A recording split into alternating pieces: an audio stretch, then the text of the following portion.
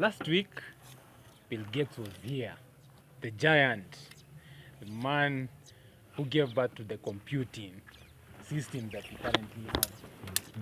Man, when you think about Bill Gates many years ago, you think about I want to be Bill Gates. But for me, I thought maybe I will be a pilot. I didn't think maybe. Did you ever use the Macintosh? The computers? No, I started using computers when it was at Windows 1998. 97. Pretty nice, with a nice Welcome. welcome song there. Interesting time. Then came Windows 2000, Yeah. very nice. Then it came Windows Vista. Then 207. it was 207 first. Yeah, Actually, the 207. most stable It was Windows. 207. It has been. No, XP was actually more stable. I didn't use XP. You didn't use XP? No, I used 207. Do. That nice song. That's all I can remember about. Now, part of the agenda that Bill Gates came was on issues on climate change, issues on health. And he was saying he was going to support education. But I'm just thinking, with the foundation that he currently has, is it going to make more significance in Kenya, really? It's Okay. My usually what I believe is that local problems have local solutions.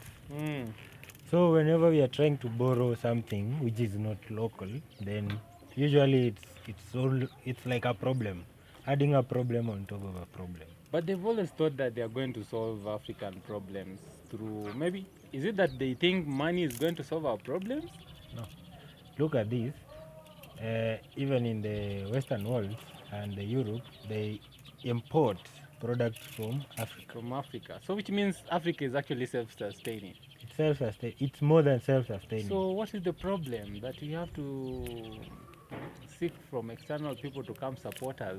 I read a post on Twitter. It was saying one of the major threats to the world is the independent people and communities. In that, you get a farmer has a small piece of land can independently, organically grow crops, maize, vegetables, yams.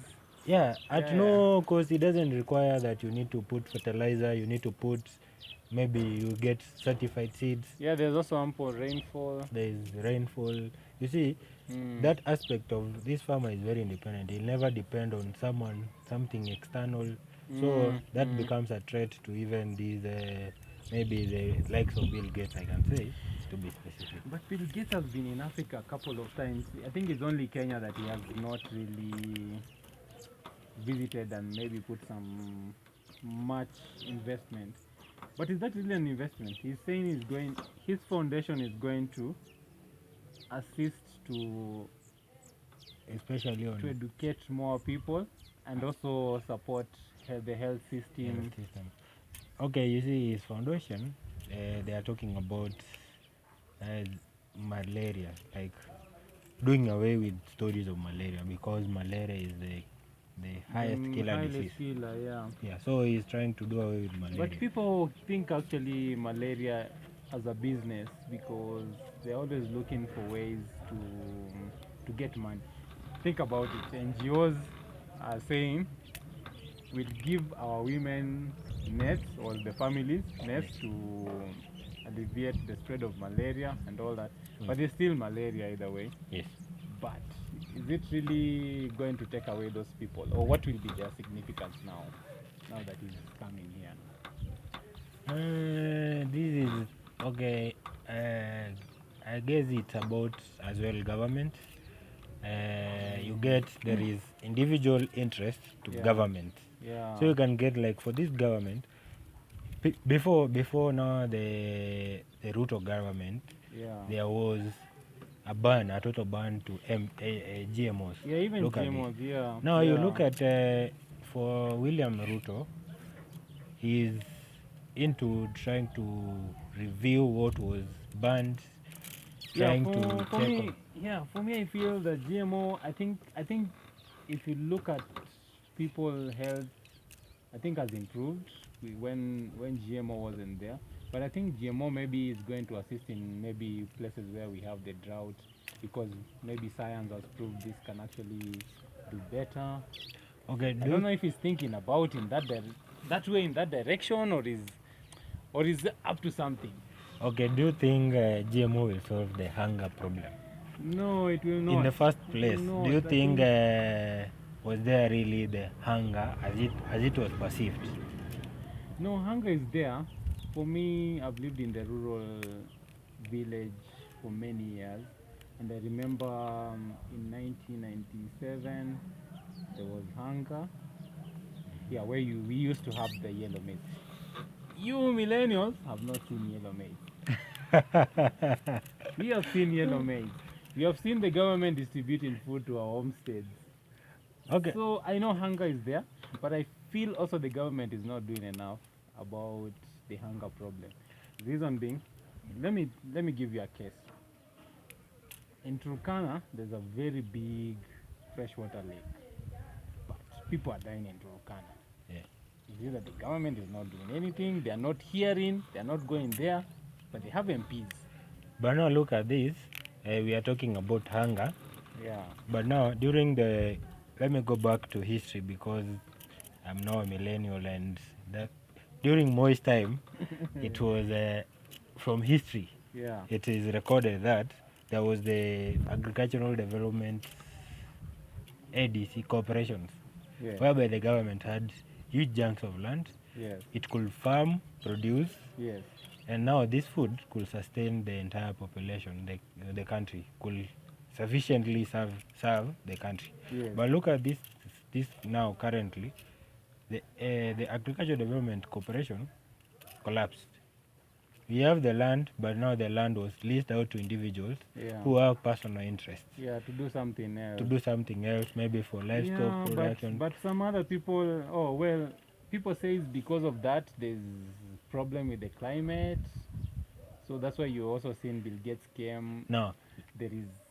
Now looking into the aspect of climate change, Yeah. recently there was the COP27. Yeah. Now, when you talk about climate change, even before, you see, right now we are in 2022. Yes. If we go back to 1950, was there no climate change? I think it was there. Maybe technology wasn't advanced.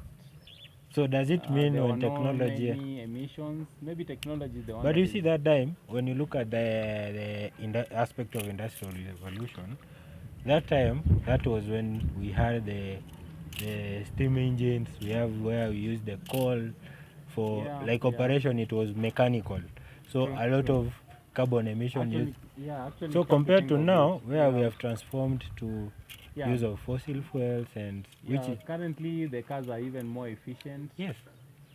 And there are laws even governing production of industrial, mechanical machines. The carbon emission is regulated. Even the jets that we have. Yes.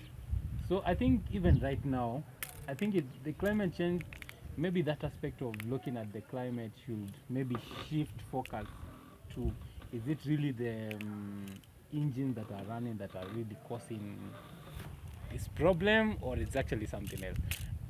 For me, when I think about climate change, I feel, well, they are saying it's the gases that are causing the temperatures to rise. But when I look at maybe African region where the technology is now growing up, maybe it's among the least affected sometimes. Okay, look at this.